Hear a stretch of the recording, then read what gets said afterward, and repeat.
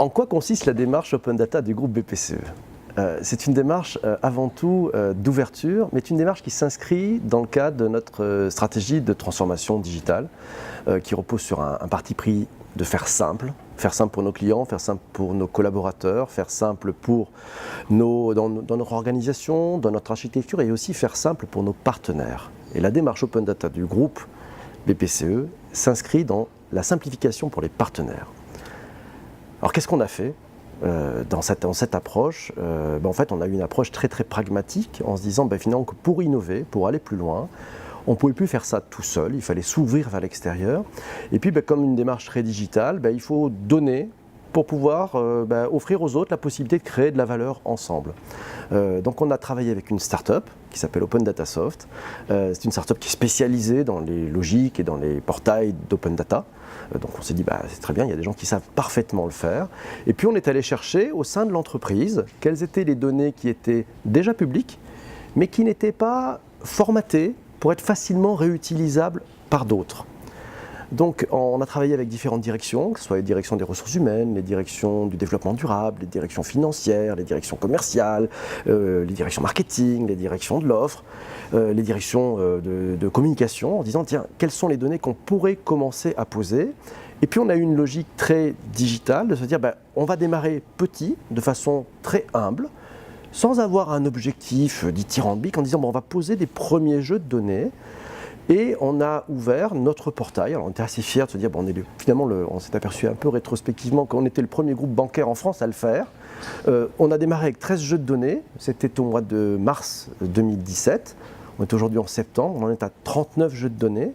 Et on observe différents types d'usages qui sont faits avec ces données qui sont un peu éparses, mais qu'on a rendues finalement simples, extrêmement facile à utiliser, et où d'autres peuvent se dire tiens, je vais aller regarder leur data, je vais utiliser ces données pour créer quelque chose. Puis on a vu aussi des exemples assez intéressants où l'interne est venu utiliser ces données publiques qu'il avait du mal à trouver parfois dans les différentes entités, dans les entités du groupe. Alors quels sont les bénéfices d'une telle démarche Open Data pour le groupe et pour les clients? On parlait tout à l'heure des partenaires aussi, parce que les partenaires sont importants, et puis les collaborateurs sont importants, puisqu'on parle aussi de symétrie des attentions. C'est-à-dire que faire autant de choses qui vont faciliter aussi la vie des collaborateurs. Donc cette démarche, finalement, c'est une démarche de transparence, d'ouverture. Bien entendu, on ne met aucune donnée personnelle, aucune donnée commerciale, ce sont des données qui sont publiques, mais qu'on va rendre faciles à utiliser. Et donc les utilisateurs aujourd'hui, ça peut être aussi bien des étudiants, des professeurs, des chercheurs, des journalistes, des startups qui se disent tiens, j'ai une donnée qui est claire, qui est structurée, qui est mise à jour, qui est facilement utilisable, qui est fiable, sur laquelle je peux compter.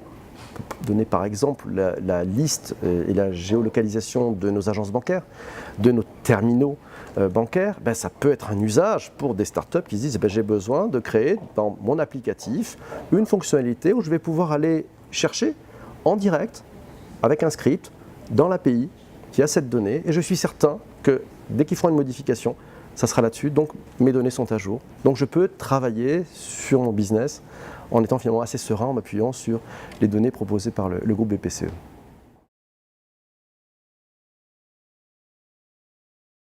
L'open data est une démarche qui, par essence, ne présente pas de risque pour les données clients, puisqu'il n'y a pas de données clients. Voilà, par essence, c'est déjà ça, puisqu'on est dans la donnée publique. Donc c'est un mouvement.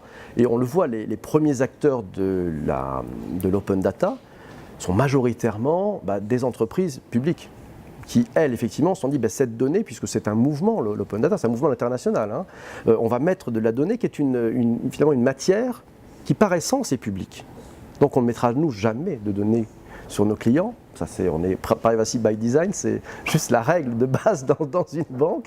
Par contre, on va mettre les données qui étaient déjà publiques, mais qui n'étaient pas forcément facilement réutilisables. On pouvait les trouver un peu partout, un peu épars, dans des PDF, dans des formats qui ne se prêtent pas à un usage digital qui soit solide, qui soit clair, qui soit fiable, qui soit robuste. Donc en fait, voilà, on a cette démarche de dire on y va, de façon très humble. Et puis on fait deux travaux, puisque si on parle des bénéfices, on fait un travail en interne aussi pour acculturer à qu'est-ce que c'est que l'open data. Et Ça c'est, on va dire, en courbe, mais en creux, ça permet de savoir ce qui n'est pas de l'open data. Donc il y a aussi une vertu de pédagogie et d'explication pour que chacun se sente à l'aise dans cette ère digitale avec tous ces nouveaux outils. Et puis le deuxième point, c'est qu'en posant ces données, on va créer de nouveaux modèles. On voit arriver de nouveaux acteurs, des acteurs qui nous demandent un peu plus que ce qu'on a pu mettre.